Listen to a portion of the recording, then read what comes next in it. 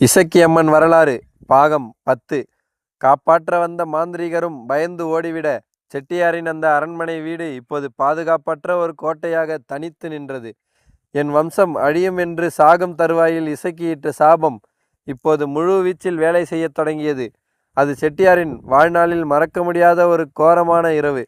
செட்டியாருக்கு மிகவும் பிடித்தமானவன், அடுத்து அவரது சாம்ராஜ்யத்தை ஆளப்போகிறவன் அவரது மூத்த மகன்.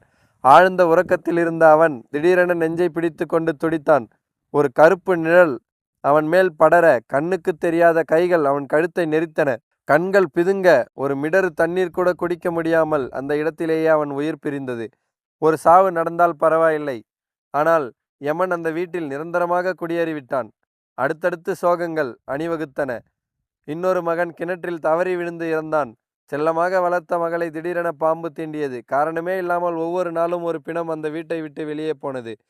பணம் இருந்தது, செல்வாக்கு இருந்தது. எத்தனையோ வைத்தியம் பார்த்தும் தன் கண்முன்னே துடிதுடித்து சாகும் பிள்ளைகளை செட்டியால் காப்பாற்ற முடியவில்லை. அவர் கதறினார், தரையில் புரண்டு துடித்தார். ஆனால் விதியை யாரால் மாற்ற முடியும்?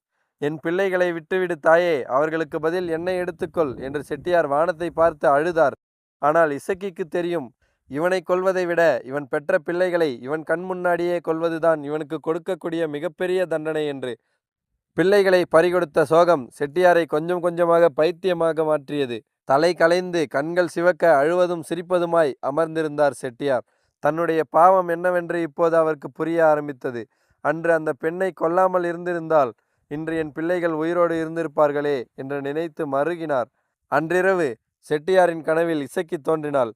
முன்பு இருந்ததை விட இப்போது அவள் முகம் இன்னும் கோரமாக ரத்தம் சொட்ட சொட்ட இருந்தது. என்னடா செட்டியாரே, வலிக்குதா? பெற்ற பிள்ளையை பறிகொடுத்தால் எவ்வளவு வலிக்கும் என்று இப்போது புரிகிறதா? நான் பட்ட வலிக்கு இதெல்லாம் போதாது, கடைசியாக நீ, உன் முடிவு நெருங்கிவிட்டது என்று சொல்லி பெரியதாக சிரித்தாள். அலறி அடித்து கொண்டு படுக்கையிலிருந்து எழுந்தார் செட்டியார். அவர் உடல் முழுக்க வியர்த்து கொட்டியது. மொத்த வம்சமும் அழிந்து போயிற்று. இப்போது மிச்சம் இருப்பது அந்த பாவி செட்டியார் மட்டும்தான். வேட்டை இன்னும் முடியவில்லை. நீதி தீர்ப்பு வழங்கும் நாள் வந்துவிட்டது. வம்சத்தையே அழித்த இசக்கி கடைசியாக செட்டியாருக்கு வைத்திருக்கும் தண்டனை என்ன? தனியாளாக நிற்கும் செட்டியார் தன் பாவத்திற்கு பிராயச்சித்தம் தேடுவாரா அல்லது பலியாவாரா?